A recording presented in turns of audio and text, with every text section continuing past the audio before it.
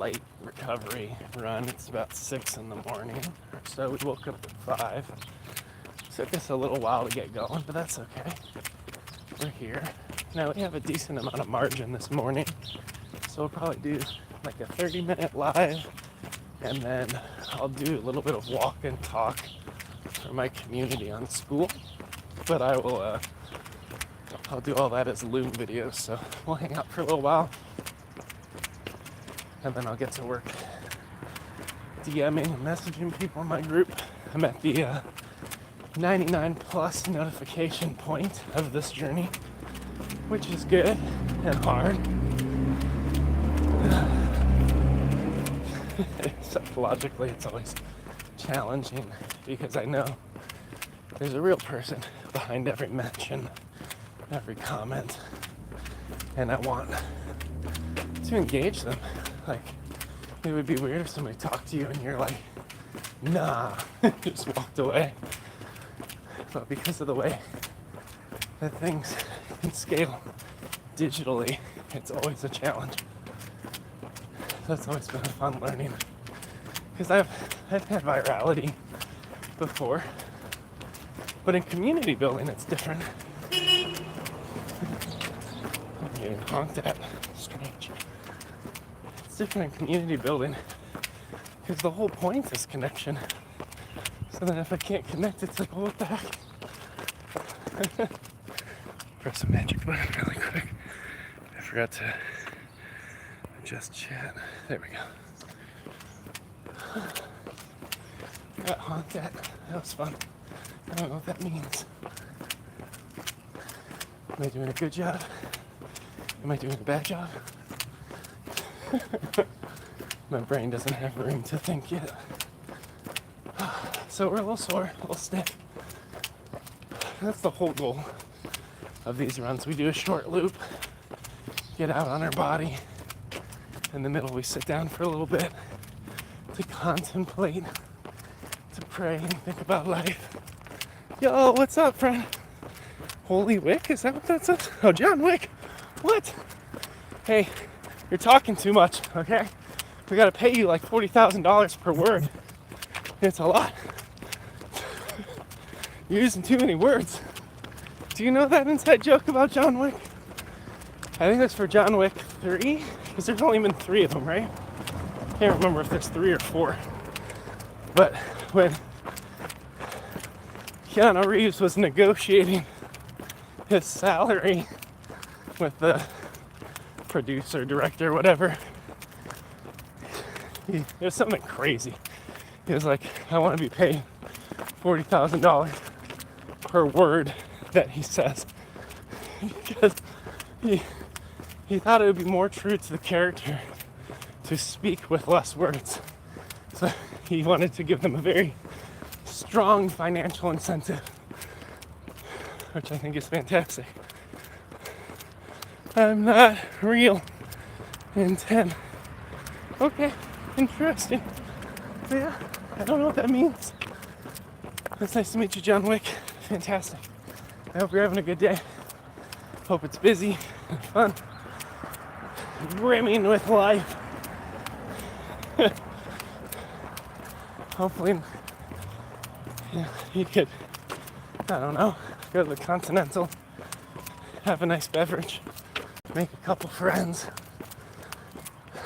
not get in too many fights. Oh my gosh. It's not too strong of a pace today, but every run, it just starts off a little different. There's always a different, like, crunchy thing, or sore thing, or form thing, winded. So I'm over here, like, talking. I'm like, oh, my abs don't feel that great. My back's a little twisted up. My left knee is tight. I'm running too fast. I'm not running fast enough. I should walk. I should run. It's like all the little headspace crap just hits all at the same time. Now, none of this comes easy to me, friends. I started at like 300 pounds, 6'3". This is day 500 in 95 of my fitness journey, which includes long distance running and lifting and Beat Saber. And we've lost like 30 pounds and done 3 half marathons, which is awesome. But literally every single day, it is still a struggle to show up for myself. It's hard. Yo, what's up? What's that say? Z4 Edical. Nice to meet you, friend. Welcome to the live. Welcome to Chicago. Happy you're here. Thanks for saying hello. It makes it feel like less of an empty room. No, I'm just trolling. That's the cool thing with live streaming. Like, you have no idea who's ever in there hanging out, gleaning something that they can apply into their own life when you're gonna make a best friend. Because it happens. I got real people friends that I've made online as a content creator. Like, over the last 5 years, I've done 2,000 plus videos. I've had 20 million views and built a following of 40,000 and a community of 130 on Skool, Skool. It's been really interesting to connect with a global community, ask the right questions to make them feel like a hero of their own journey. Oh, I'm winded. I'm gassed. But hopefully we're gonna have a good day today. Good job, thank you, friend. Oh man, to have the approval of John Wick on a Wednesday, that's everything. I was over here about to walk, and then John Wick was like, good job, and I was like, fine. I'll run around the bend. I'll keep it going. Today's run is dedicated to John Wick.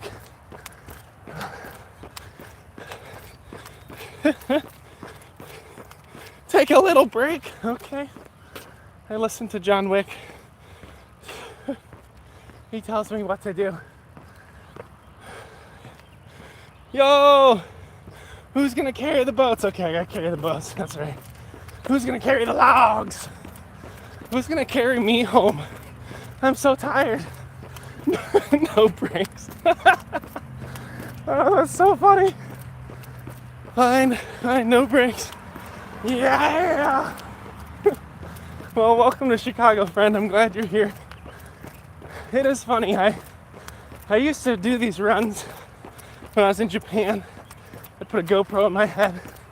I give people like the first person running experience. And then I started experimenting with like putting my phone in a gimbal so it kind of doesn't shake as much, and holding it out to the side, running straight, talking to you, running straight, talking to you. And I was like, it does kind of give Goggins vibes, doesn't it? I remember I saw one parody of a dude talking like Goggins. He was like, a lot of people, they ask me when I'm going to start a family. He's like, well, newsflash, I got a family. I got a couple kids, but they don't know me, son. Abandon your family. I was like, oh my God. It was like perfect timing, perfect tone, all the head movements. I was like, that is the wrong message. I actually don't know if Goggins is a dad. He'd be an interesting father. You just picture his kid in therapy. Yeah, every morning he would make me carry logs, and then he would throw me in the water. It was too much. I'm glad you're enjoying this. Is that Okami? Sounds Japanese. How's it going? Oh my God! There's a little ramp up there I missed. No, I'm sure Goggins would be a wonderful father, even if he is a hard man. I got 4 kids myself. They keep me busy. It's one of the wonderful and terrible reasons why I run, is just to have an excuse for silence. To get out, think and process how I'm going to show up in the day. Because I can wake up at 4:30, 5 in the morning and just push myself, challenge myself, see what I'm capable of, think through the week, what's going right, what's going wrong, where I need to be more present as a father. And then I get home right before they wake up and I make them breakfast. I do the work. The logs I carry on my shoulders are them. Luckily, they're still light. Yo, take care. Daniel Goggins. Love it. Joe Goggins. Joe Goggins glasses. It's funny, I didn't know who that actor was. Walter Goggins glasses or whatever. And I was like, oh, that's actually his name. I thought it was some weird inside pun on Dave Goggins. I was like, nope, that guy's his own person. Once we get up to this hill, there's a bench, and we do get to sit down. This is our bench of contemplation. But today's a recovery day, so we actually don't want to push too hard. We want to get out on our body, do a short loop, get better, jog and talk with the people. Whew, it's pretty simple. So we're on the hill now.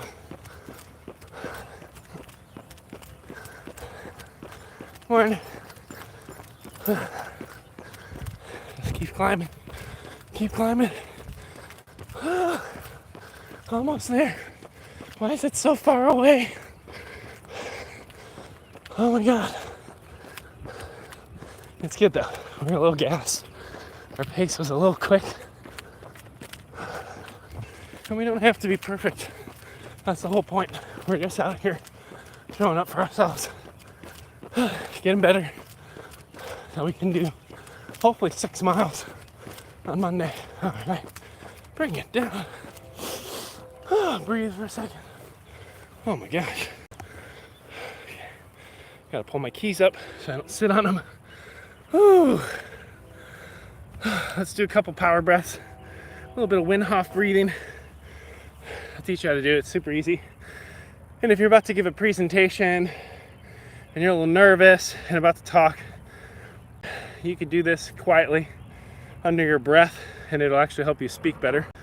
So it's a double forceful inhale through your nose, a slight pause, and then exhale forcefully out your mouth. And a slight pause, I'll do it louder, but you could kind of like casually do it under your breath. You want to cycle it 5 to 10 times, and that'll reoxygenate your blood and get you the air you need to think before you talk. So here we go.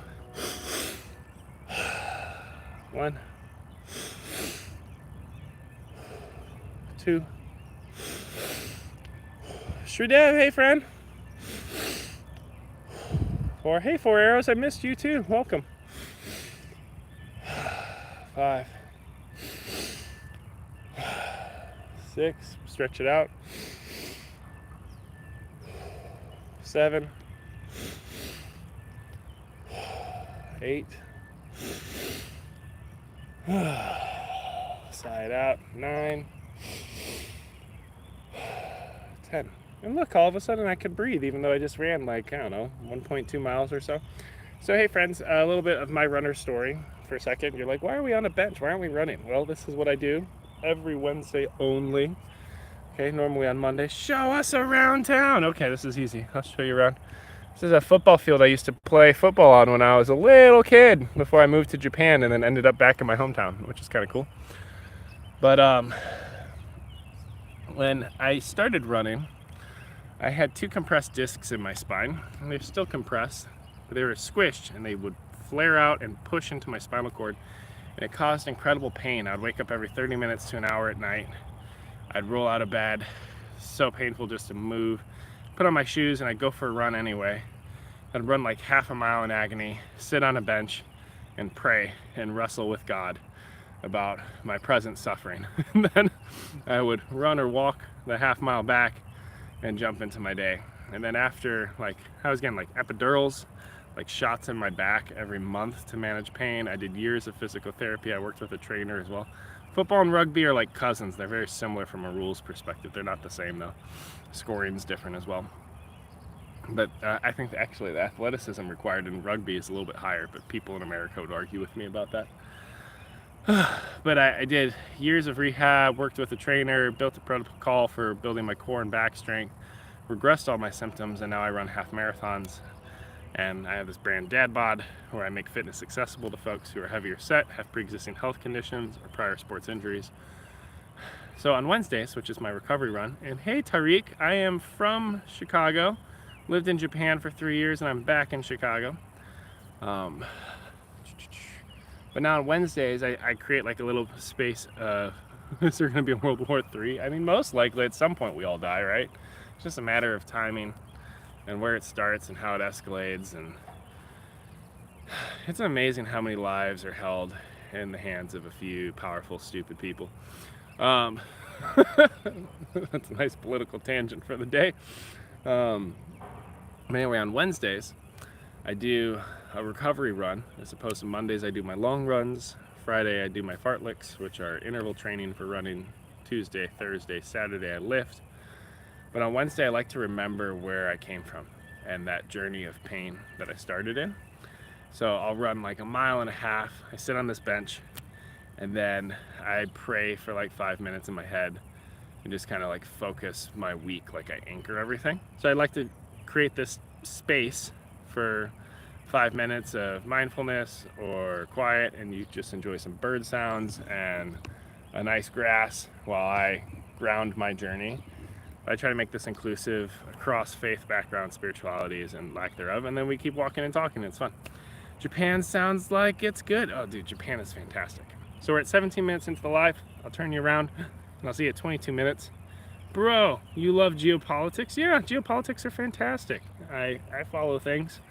It's a mess out there, but it's interesting. Who knows, maybe I'll be in politics someday. That would be a whole new frontier for me that I'm not quite prepared for.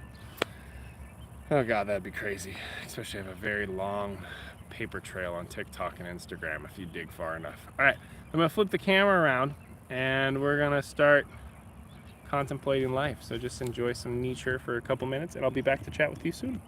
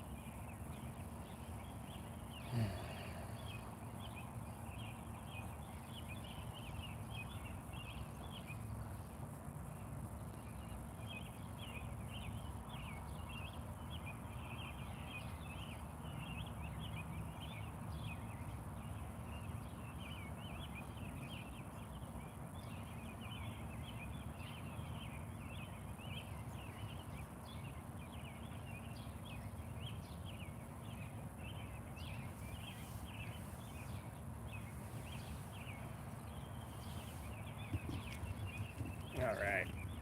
Come back. Baby, come back. Can we be friends? You're from India. Fantastic. I would love to be friends. Avanish, how's it going, buddy? You know, for some reason, no shade on India. India's great. I have a lot of friends from India. TikTok. YouTube loves to like bring me people from India during these lives. It's really cool. I'm like, okay, so apparently some random tall white Japanese guy in Chicago working out at 5 in the morning. You know who needs to hang out with him? A couple people from India, and that's what the grand algorithm decides. And I'm like, okay. Apparently no one's awake in America. It's nice to meet you, friend. We could definitely be friends. I love interacting with folks. So what do you want to be when you grow up? That's the question of the day that I posted in my community. So on top of doing content creation on YouTube and TikTok and parenting 4 kids and being a global traveler, I lived in Japan for 3 years, I have a community on a platform called Skool, Skool, where I ask the right questions to help people feel like the hero of their own journey, where they could build the life they desire, living where they want, loving what they do, and being paid well for it. And I provide folks in this community an assessment so that they can baseline 3 dimensions of their journey. The first of which is how undefined their journey feels. Like, are there a lot of unknown unknowns that they don't know how to solve based on their expertise? Second piece is how disorienting is the journey. Do they know what the next best step looks like? And number 3, how isolating is the journey? Do they have people around them that have seen success in what they aspire to do? And then the whole community wraps around them as they go and continue to build that life they're looking to do. So there's a link in the bio for that, which is kind of cool if you want to check it out. It's a neat place. I work really hard in it, and that's my new digital financial vehicle. So I have a free community of 130 people. I've had 6 people move up to the paid community, which is pretty sweet. And then over time, as I keep doing content creation and get word of mouth referrals, like I plan on scaling it so I could live between Chicago and Japan, provide for my aging in-laws, and give my kids international experiences with their friends again. What phone am I using?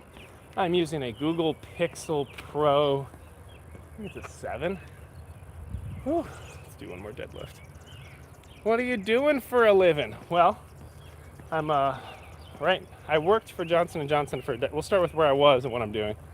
I worked for Johnson & Johnson for over a decade, progressing robotic surgery.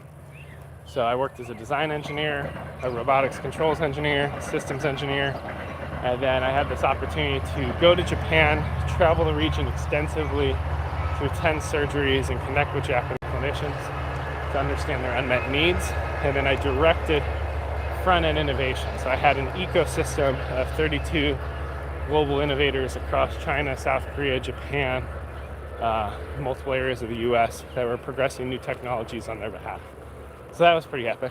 And then I ended up making a strategic exit from J&J in order to continue life in Japan because my job was impacted by organizational restructure. So I went all in on entrepreneurship, and I did high-ticket brand management, and we ran into some challenges where our revenue did not exceed our burn rate because we had 4 kids in Tokyo, and international school is like crazy expensive. So we ended up pulling our kids out of school, putting our life possessions in boxes, and relocating to Chicago to reset with family. And since then, I've been a full-time dad of 4. I have been a caretaker for my grandfather who's dying of kidney failure, which has been a whole new shift for me in this season of life at 33 to care for someone at the end. And then in all the gaps, I'm a full-time entrepreneur. So I've built this online business where I'm providing value to people on their journey and scaling it, doing all the content creation. It's pretty crazy. I do like personalized video messages to members in my community as well. They're called Looms. I've done about 2,500 Loom video messages in the last 2 months. So I use that for sales and to provide value. So very busy guy. And I work out and hang out with you on YouTube. Nice, I like your job. Yeah, I did too. I learned a lot over that decade. I mean, that's a 10-year slice of my life that I worked on every piece of a robot you could imagine, dude. It is wild how much goes into technology to heal people and how many roadblocks and challenges you navigate across the way. It's so cool. What was your best moment in life that you will remember forever? The singular best moment. That's not even a fair question, dude. Single best moment. Yeah, like, because even if when I got married, or when I held my son, but then I also held my daughter and had my second daughter and had my other son. Like, you got me split in too many good moments. I mean, even like the decision to leave my career at J&J to take this crazy shot at life in Japan on behalf of my family was so hard and so conflated and challenging. And I'm really proud of the choice I made, even though we failed. But is that like the best moment? No, but it was a very like life-shifting, defining moment for me. But also like, maybe if I had to pick one. This is a hard question. You can't ask things like this online. It's too hard. I'll have to ask this in my community and see what people say. I'll be like, it's cruel. There's too many good moments. At least in my life. Maybe someone else's life sucks and they can't think of one, or it's easy. When I was preparing to have my son, like we were expecting him in a couple months. I was working crazy hours at Johnson & Johnson trying to get ready for parental leave. Leading up to that, Johnson & Johnson changed its leave policy so that fathers could have 8 weeks off of work paid to go and be present with their kids. It's a beautiful benefit. It's crazy in a US context. In Europe, stuff like that's common, actually. It just depends on where you live globally and what's normalized. I remember a lot of the older male engineers were having this conversation of like, oh, if you take all that leave, it's not going to be your best performance year, and you're not going to get the right bonus, and you won't advance in your career. Like, all this like snide comments judging these new fathers that are about to take time with their kids because they didn't get that time and their kids turned out just fine and they're good fathers, was the argument, which I get. But my plan was like, oh, I'll take a week off, and then over the course of a year, I'll take Fridays off once in a while, and I'll get those 8 weeks piece by piece, because my robotics controls work is so important.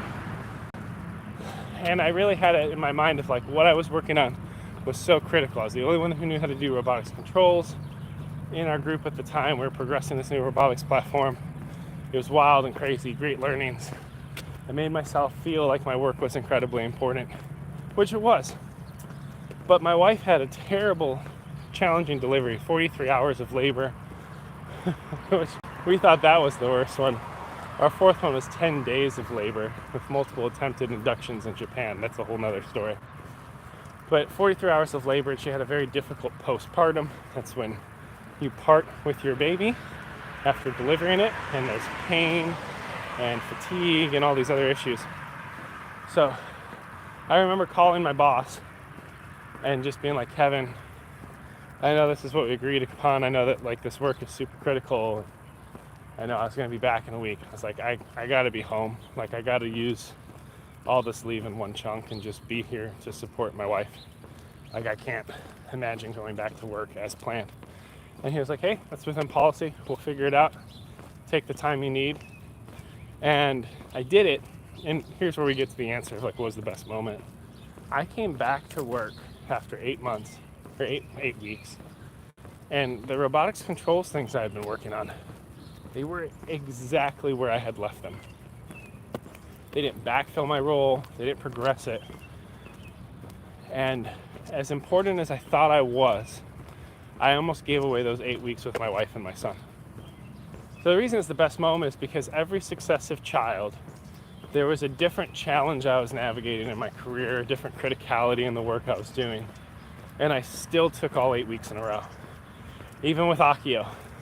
And there's a whole bunch in turmoil about whether or not we were moving internationally, if the assignment was ending. Like, that was a mess. And I still took the 8 weeks off to be with my son. So I think maybe that's the best moment because it established in me like the heart of a father. Because like every father feels things differently on the journey. Like everyone becomes a dad at a different stage. Some people always have known they want to be a father. Some people it's like when they hold their child. I think for me it was when I made that decision that I can't leave. And then there have been multiple moments along the continuum of fatherhood that have reinforced that. Moments where I've prioritized family over the other things. So yeah, that's a very good question. Very hard question. I have to think about that more. We're a little winded today. We had a good, today's about 2-mile loop is what we ended up doing. I was hoping for 3, but Wednesday is a check the box workout. It's just about showing up for ourselves, getting out on our legs, getting a little bit of distance going, flexing our core as I run with my tummy, my big stomach, and kicking butt. So I think we've accomplished most of our goals, which is fantastic. And luckily this is a short one, only 30 minutes, so that gives me 30 minutes to do some engagement in my community, to chat with the people, show some love, encouragement. So we'll see how all this pans out. It's going to be hopefully a good day, crazy day, busy day, and then we'll keep moving forward. Sore though, super sore, but grateful that I rolled myself out of bed and told myself this is what we do, and then I did it. I think each day I'll get faster and faster at it. It's another 5 hours of sleep night. Hoping for more, but I need to, there's a couple things that are ramping up in life right now. I have a pretty substantial bid that I have to finish today. I got to make a video for that. It's really interesting, like leveraging my full gifting in my own special way to sell different opportunities. Like, I do things now that I never dreamed possible years and years ago, just because I've learned. I have new ways of doing things, but then I still doubt if it's a good way because it's not the way everybody else does it. Like, I'm potentially taking over sales for the Chicago region for a company. I'd be like a CRO or chief revenue officer. And it's pretty crazy.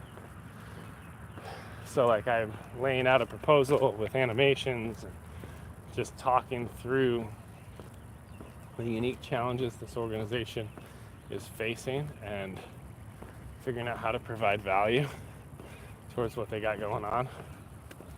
So I'm very hopeful that it will work out well. But there's always like a risk. I'm putting in my time, my effort, my passion, trusting that this is a yes after all the other things have been closed doors and no. And continuing to have the tenacity to show up is always trying. It's always challenging. So I'm hopeful. I'm choosing to be hopeful. That's the language I need to find. That this will work out exceptionally well. Because if I enter this whole space with the fear of failure or proactively pre-feeling the pain, the sting of defeat, nobody wins thinking that way. So I gotta show up trusting that I got this. I gotta be confident, leverage all the skills I got, trust that I'm gonna make a video that nobody there knows how to make. And they're gonna be like, wow, there's a lot going on in our world, but let's prioritize paying that guy. Like, that's the decision I want them to land at. So anyway, wish me luck. It should be fun. I'm going to jump off and take care of my community on Skool. Appreciate the question, Avanish, and I will see you next time.